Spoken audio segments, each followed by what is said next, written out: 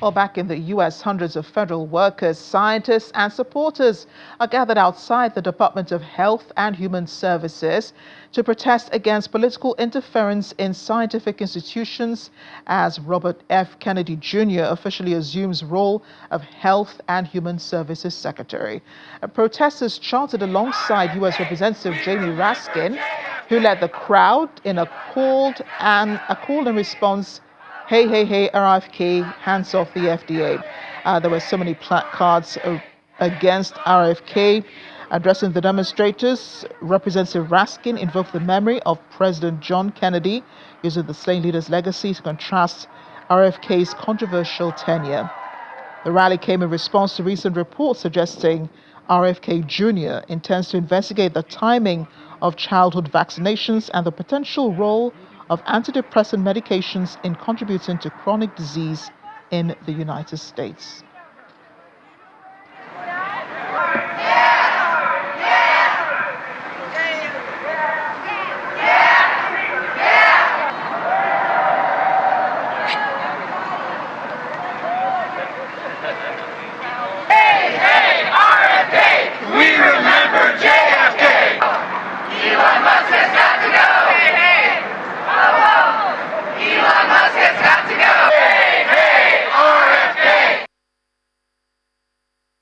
John F. Kennedy, a champion of science, a champion of medical research, a champion of democracy and NATO, a champion of human rights all over the world. That's the Kennedy we're standing up for. And the great thing about democracy is it's going to win against the autocrats, the plutocrats, the theocrats, the dictators, the despots, and the enemies of science. And that's why we're here to fight the administration to make sure we can continue allowing you all to do the basic research that we need to save lives, not just here in the United States, but across the world, right? So much to unpack with U.S. President Donald Trump, both domestic policies and international foreign policies. Joining us now is Professor of International Law and International Relations and International Economy as well, John Patrick Ifedi. He joins us from Washington, D.C. Professor John, thank you for joining us on the program today. Thank you very much, Amarachi. Very good. Thank you for having me. Thank you again. Indeed, it is interesting that you're joining us today. And I must add that Professor John Patrick Ifedi is a professor at Howard University in Washington, D.C. Just had to put that out there. You have listened to President Trump rant on and on about the Ukrainian president, about the talks that the U.S. officials, Secretary of State Marco Rubio had with Sergei Lavrov and other officials in Saudi Arabia. He has lambasted the Ukrainian president, said all sorts of things. I know there's certain people who watch this and who say, well, the U.S. president is right. Zelenskyy did, drop the ball, did commit faux pas with Russia. What do you think?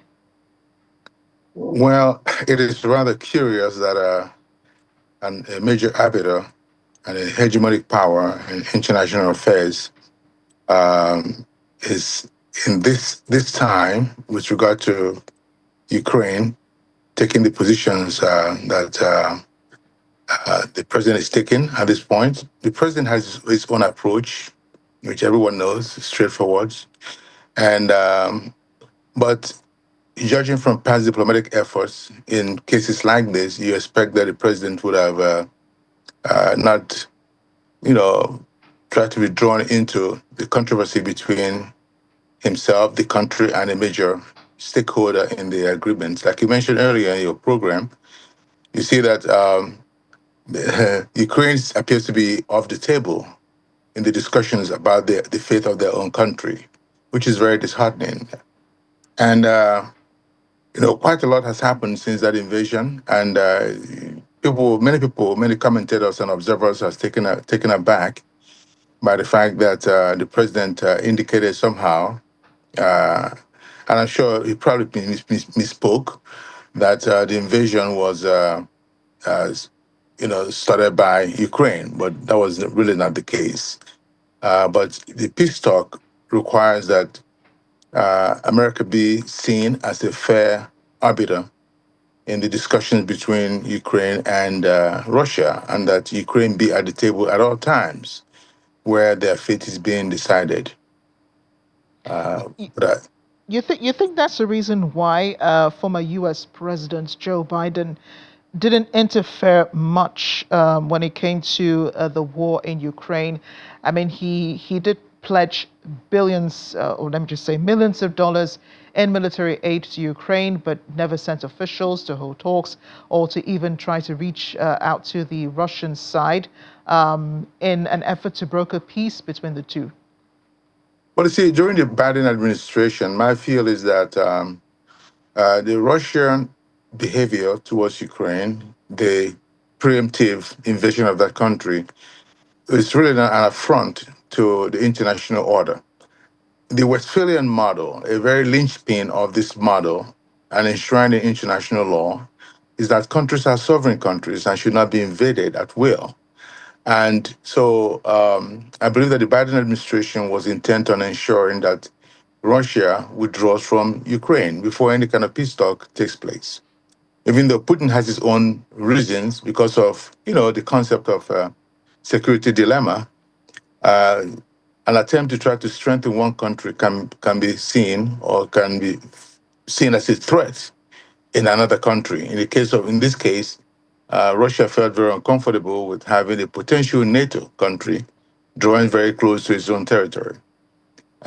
Just as the United States might not want any security arrangement or organization involving Mexico having a foothold right next to America's doors. We saw during the missile crisis in the 1960s how the Kennedy administration reacted when Khrushchev tried to plant some missiles or actually put some missiles in Cuba. We reacted very strongly about it. And eventually, with some diplomatic trade-offs, those missiles were withdrawn. But the Biden administration's approach was, if necessary, to help Ukraine to stand its ground, to fight until the war maybe reach a stalemate, and then the two sides can sit down and discuss as equals. But in this case, this administration is taking a different approach, and you cannot fault them for the approach that they want to take. What we're looking for is the final outcome of the peace talks. However, it is organized or shaped, most commentators and observers are looking for what the final outcome is. But potentially, it might not be the best outcome because uh, this this structure of peace negotiation is in a way unprecedented because Ukraine is not being taken very seriously in matters that concerns its own country, where they've shed a lot of treasure and blood, and the name calling does not help, at all. That's what I think. Yeah, he's referred to the Ukrainian president as a dictator, saying that he refused to hold elections when he was supposed to hold elections. What elections couldn't hold when they were supposed to hold, I think, in 2022, because the country was in an active war situation with Russia. So there was the martial law already enforced in Ukraine. And I don't know how many political opponents he probably had at that time. I know that Ukrainians do have a plan to conduct elections after this war is over. Zelenskyy, of course, will not be involved in post-war Ukraine. But is it enough to... Do you think that Trump's comments are demoralizing for the Ukrainian president and for the Ukrainian people who are sitting back home and having to listen to this, having had America as a partner in the past, and now the tables turn and they see their greatest supporter this time siding with Russia? I'm pretty sure that the Ukrainian President Zelensky is not very happy about that comment. And you can't go really chasing rats while your house is burning. Elections can be very complex, and it's a national enterprise to have an election. And it is very difficult to do that while you have an active war going on. So I can understand how that country would probably defer those elections pending the end of hostilities.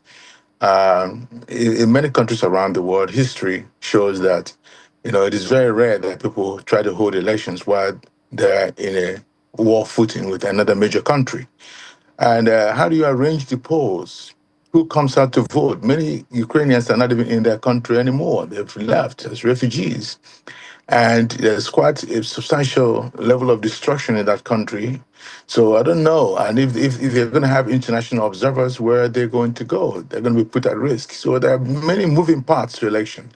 And for elections to take place credibly in a very free and fair situation, you need some measure of peace in that country and stability. And Ukraine doesn't have that right now, so I can understand that. But on the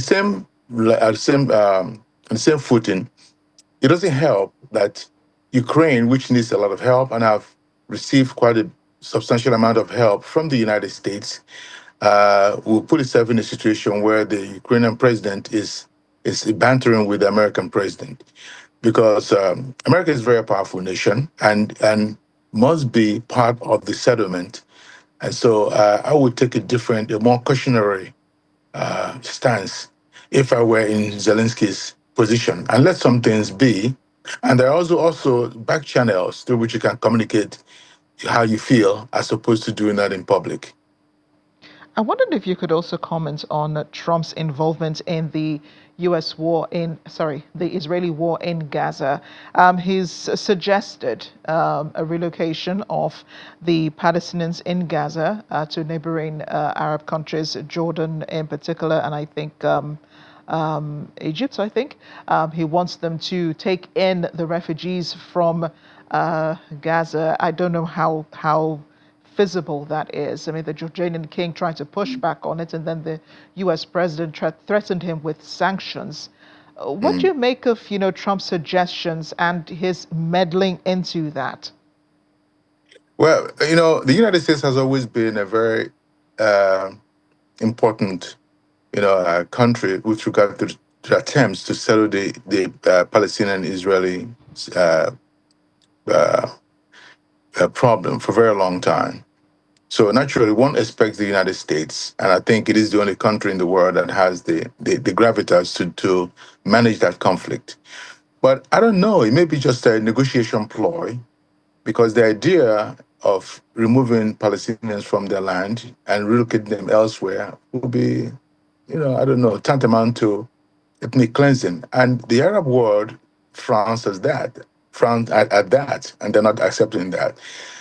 The general conclusion is that there ought to be a two-state solution. But also the other party has to understand that you have to give something to get something. If they remember what happened on October 7th, that was a major event that actually triggered this war this time around. And on each side, you always have a reason why things happen. The Palestinians claim that they're essentially living in an open air prison and the difficulties of in that land. But also, you can go back and forth all you want. But if the other side is not accepting of a two-state solution where two countries can live in peace side by side, that problem is going to be intractable and difficult to solve. In my view, I feel that removing Palestinians from their land to elsewhere, wherever that may be, and occupying that place either as an American territory or extended territory of Israel is simply going to extend the conflict indefinitely, because I don't think that the Palestinians will accept that. And also, it would be a major body blow to the concept of, sovereignty in international law. Be a major violation of international law. So I dare guess that it may be one of the president's ways, because President Trump has some unconventional approaches to things. Sometimes they work very well, sometimes they fall short. But my guess is that it's probably just a negotiation, ploy to try to force or compel Palestinians to accept some kind of a peace settlement there, because the alternative would be much worse. That's what I like to think. I don't think that is something that America is going to, eventually try to do. But we wait and see. You never know. Again, President Trump's approach is always very unconventional, and sometimes it can be very successful. So we will just wait and see. Yeah, very unconventional. So is the way he has been governing America since he became president on January 20. I thought to ask you about, the bromance between President Trump and Elon Musk. Has given him unlimited powers to reduce the number of federal workers to save the country some money. How do you think that's going? I mean, you're there, you're seeing it all. Well, the president believes that Elon Musk is an advisor, and not a functionary of government, and is willing to take his advice. The thing is, when it comes to executive power and the limits of executive power, this is something that has been a staple of the republic from the inception. Even George Washington, Franklin Delano Roosevelt, pushed the envelope when it comes to executive power. The American system of government, especially their constitution, is very limited, and quite a few aspects of that constitution is open to interpretation. That's why we have the three branches of government, co-equal branches. Eventually, the courts will tell us what the limit of each branch's power is. But again, if the president is able to push the envelope and is allowed to get what he wants, he keeps the power. There's always a tug of war and struggle for power between the executive and the legislature. The executive is elected by everyone in the country, and the signal to the president is that he's elected. He won the popular vote. He won the Congress. And he controls the White House, so he has a mandate. And what he heard from the American people, he's the man on the road. He went out there, spoke to them. He's privy to information that's well beyond the capacity of people like me to understand. So he's saying essentially that he's going to do what the American people have sent him out to do. Now, to the outside observer, I think that there are some areas of these laws, that is, executive orders, that people feel ipso facto is really an affront to the American laws. But we shall see. The courts are weighing in on these laws. And for instance, in the firing of American workers, we have the Pendleton Act was passed in 1883, essentially to professionalize the civil service after President Garfield was shot by a disgruntled job seeker in the federal government, when the federal government operated on the basis of the spoils system. To the winner belongs all the spoils. So you appoint all the federal employees, essentially. But after that event, you have MSPB to protect federal workers, especially career workers. The political appointees are kind of different. So we see how that goes, but it's rallying the community in America. Many people did not expect that the government will act this way. Reduction in force in the federal government may be a good thing to do, but the approach may be different. Under Bush administration, they had A76, which made try to make sure that there's no duplicity between what the government does and what the private sector does. The government should not do what the private sector can do better. And also, under the Clinton administration, the workforce was reduced precipitously to the point where it was at the same level as when Kennedy was president. But it was done through attrition, early retirement, and freezes, but in a more humane way. So what people take umbrage at this idea of firing people en masse without regard to their well-being. Government can be run as a business or like a business, but it is not business, actually. There are people involved.